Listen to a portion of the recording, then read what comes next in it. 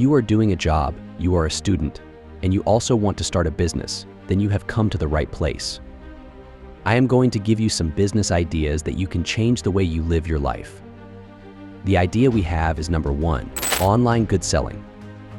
That is, you can buy and sell online, for example, mobile phones, motorbikes, cars, and many other things that you can buy at a very low price and sell them at a profit. There are many websites for such tasks that you can earn a lot of money by working on them. iulx.daraz.facebook. And more. By using such websites, you can start your own business. The idea number 2, getting those eggs hatching machine. That is, you can raise chickens and hatch eggs from them. Then you can sell them at a profit. You can hatch eggs from chickens and hatch chicks from eggs. The idea at number 3, earn money online.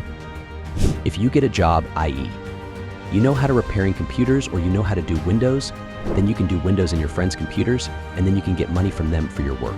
You can become a freelancer and teach others some work.